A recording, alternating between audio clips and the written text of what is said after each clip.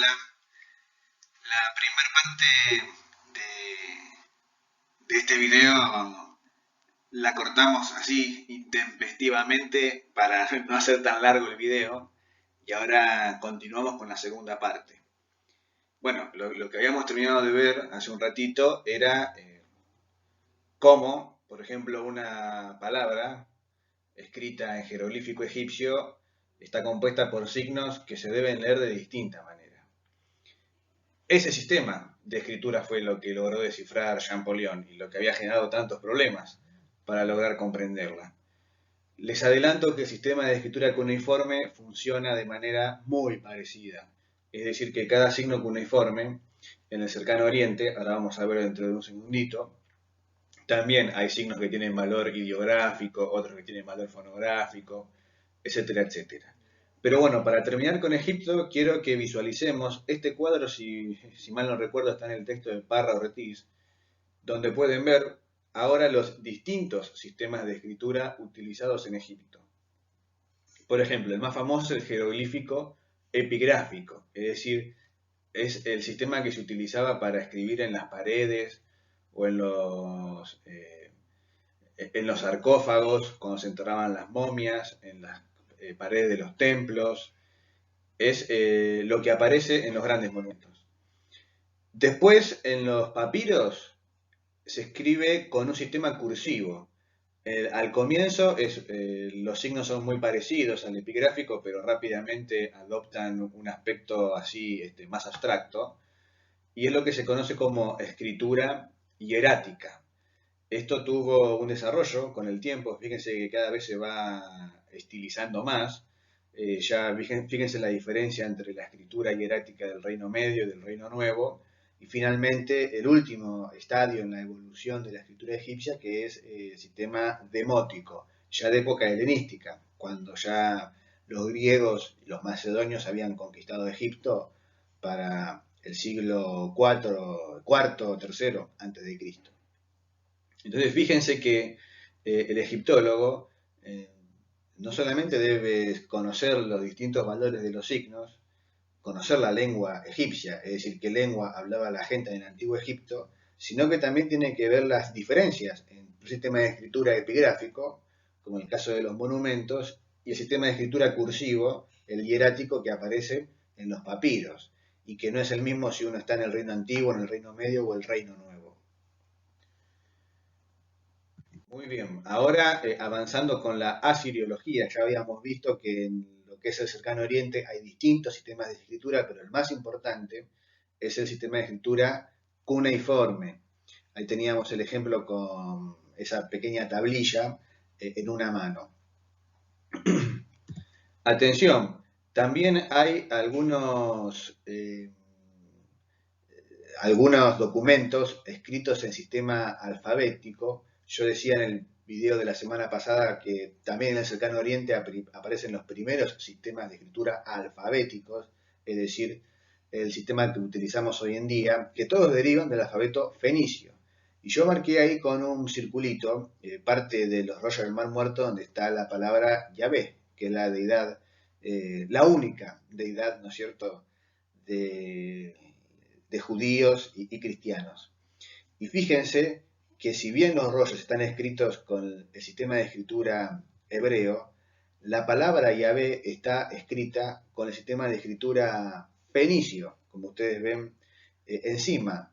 Es decir, son signos más antiguos y a la hora de escribir los rollos, que debe haber una diferencia aquí de 800, 900 años entre la fuente que está arriba y la fuente que está abajo, si bien cambió la manera de escribir, porque los hebreos escribían de otra manera, cuando escriben el nombre de su deidad, utilizan un sistema más arcaico, utilizan signos que utilizaban los fenicios con anterioridad. Así que fíjense ustedes las dificultades a las que se enfrenta el investigador cuando quiere leer un texto. Es un texto que ya mezcla dos sistemas de escritura distintos. Si bien son alfabéticos, uno es fenicio y el otro es hebreo. Muy bien, habíamos dicho también que en 1847 Henry Rawlinson había hecho una copia de una inscripción monumental tallada en la roca, en lo que hoy es Irán, en Behistún, y que este documento permitió el desciframiento entre otros documentos del sistema de escritura cuneiforme. Aquí pido perdón otra vez porque no me di cuenta, de vuelta voy a tapar un poco la imagen, pero en la parte de abajo ustedes ven un dibujo, en el centro está el registro iconográfico, la imagen. Esto lo vamos a trabajar después en la materia, porque esta es una inscripción de Darío I, rey de Persia.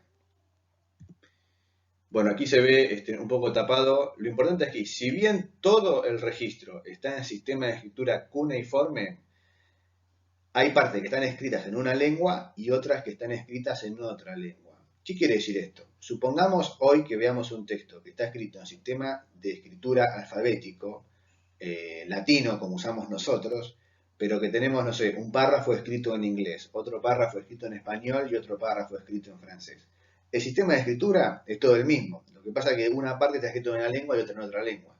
Si yo no sé leer esas tres lenguas, no voy a poder leer todo ese texto.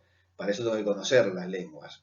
Bueno, esto es lo que pasa con la inscripción de Behistún. Todo está en cuneiforme, pero hay una parte que está escrito en lengua babilónica, otra que está escrito en lengua elamita, y ahí no se ve, y otro que está escrito en lengua persa. Las tres lenguas no tienen ninguna relación entre sí, y ninguna se conocía cuando se hizo la copia de este texto. Pero ¿cuál es la cuestión? La lengua babilónica forma parte de las lenguas semitas. Y las lenguas semitas, conocidas por aquel entonces y todavía hoy, naturalmente, son, entre otras, ¿no es cierto?, el árabe, el hebreo y el arameo. Y como la letra de la antigua Babilonia, perdón, la lengua de la antigua Babilonia, también una lengua semita, tiene una estructura gramatical muy, pero muy parecida, por ejemplo, al moderno árabe. A partir de allí pudo comenzar a descifrarse.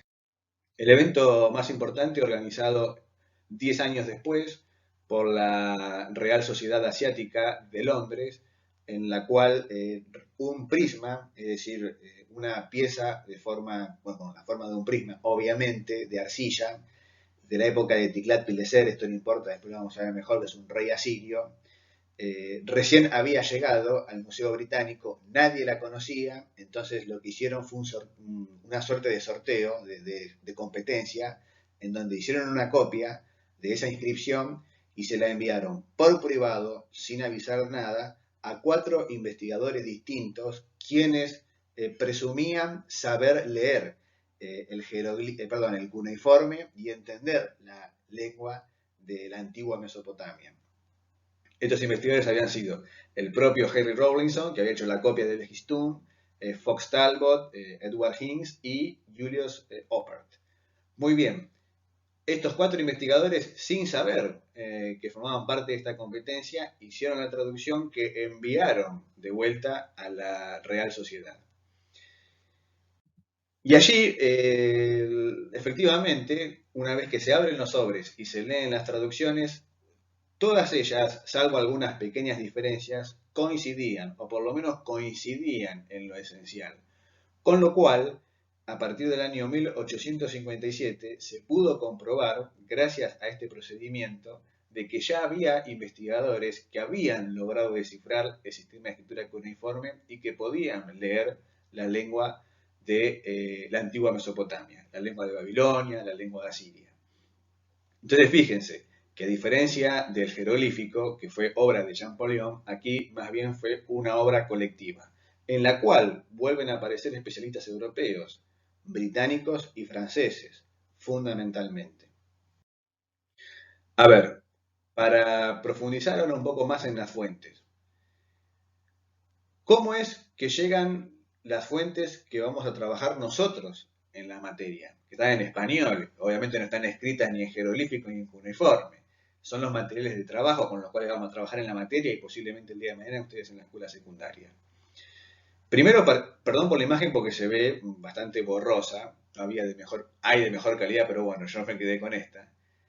Aquí tenemos el ejemplo de una tablilla de arcilla escrita en cuneiforme. Esto procede de la localidad de Ras Shamra, que está al norte de Siria, en la vieja ciudad de Ugarit. Y lo que tenemos primero es el objeto, es decir, la tablilla. Esto se guarda en un depósito, así que se le saca una fotografía. Después lo que se hace es una copia, es decir, los signos cuneiformes que aparecen allí se copian en un papel. Ahora, como en el caso del jeroglífico egipcio, esto hay que ver qué valor tiene cada uno de estos signos. ¿Cómo se leen? Si es que se leen. Entonces se pasa a ser una transliteración. Se convierten todos estos signos cuneiformes en la escritura alfabética tal cual nosotros la conocemos. De esto hay que hacer una transcripción, es decir, qué es lo que está escrito allí. Para que ustedes sepan, ahí está, es una tablilla escrita en lengua acadia. Después vamos a ver un poco mejor qué es esto de la lengua acadia, pero también es una lengua semita, justamente de la cual deriva el babilonio y el asirio. Y ahí, si uno sabe leer babilonio o asirio, ya con la transcripción alcanza. Ahora, pero si uno no sabe, tiene que traducirlo. Aquí hay una traducción directa al español. Entonces, allí ya uno puede, eso es una carta, digamos, si mal no recuerdo ahora, del rey de Ugarit. Ahora, pero prácticamente todas las fuentes de nuestra materia no están en español, están en inglés, en francés, las que fueron traducidas. Se calcula que hay aproximadamente 500.000 de tablillas cuneiformes. Muy pocas han sido publicadas y traducidas al inglés, al francés y al alemán. Y dentro de eso, casi ninguna al español. Pero si uno tiene una fuente en español, eso quiere decir de que tuvo que pasar por estas fases. Primero, una copia de la tablilla, después una transliteración, después una transcripción, después una traducción al inglés, al francés, lo que sea, y después una traducción al español. Fíjense todos los pasos que tuvo que atravesar, digamos, esa fuente para poder llegar a nuestras manos.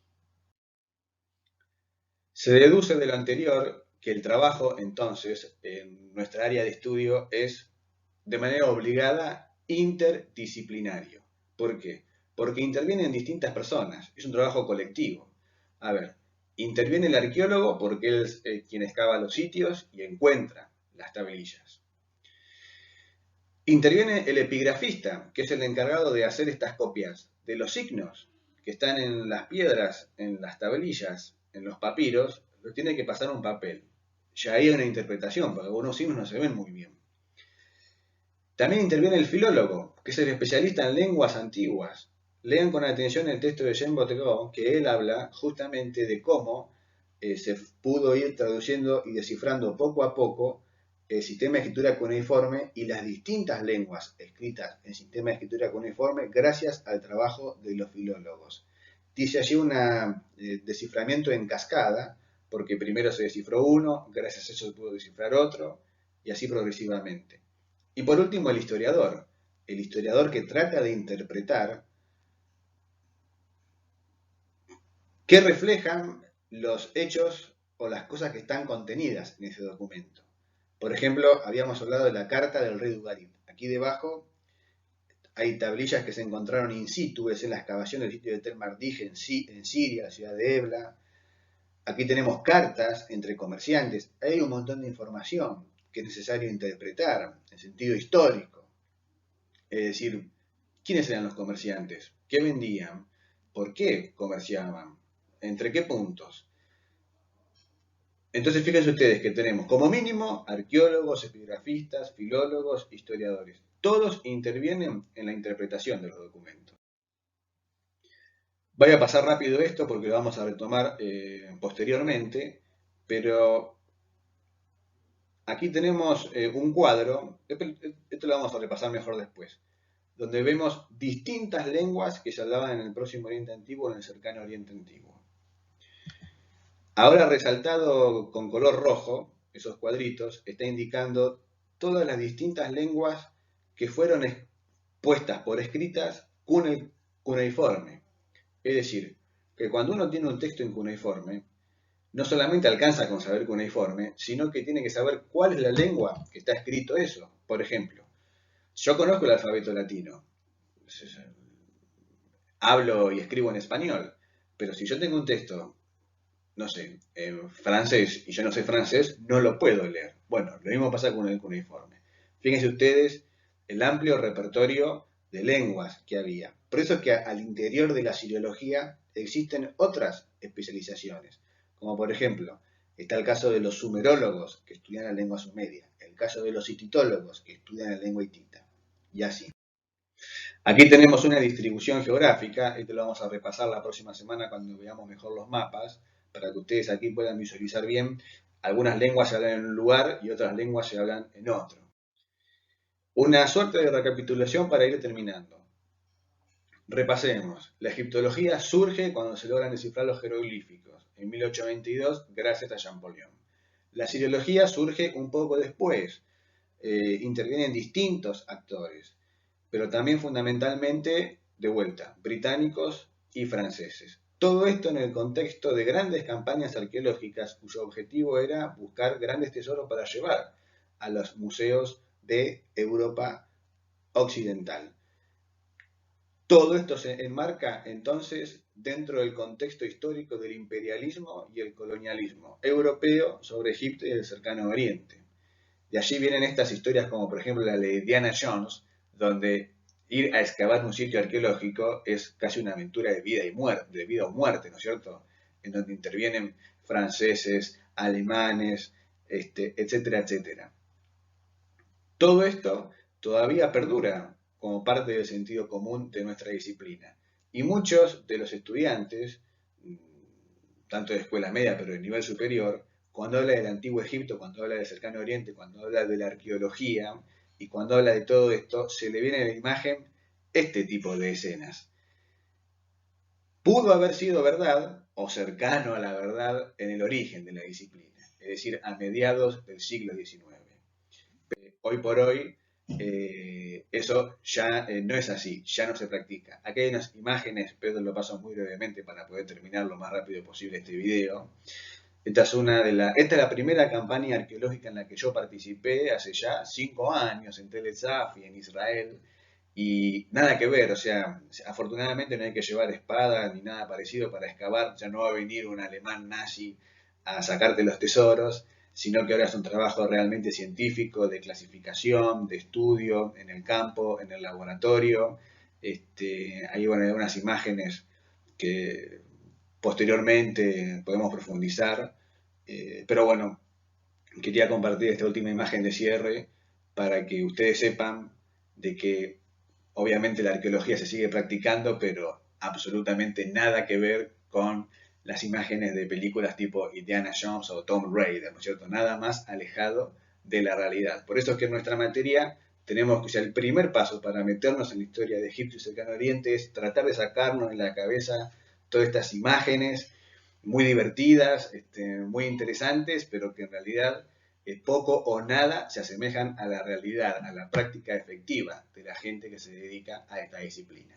Bueno, con estas últimas palabras terminamos el video sobre la semana número 3, que tenía que ver con las fuentes y los sistemas de escritura en Egipto y el Cercano Oriente.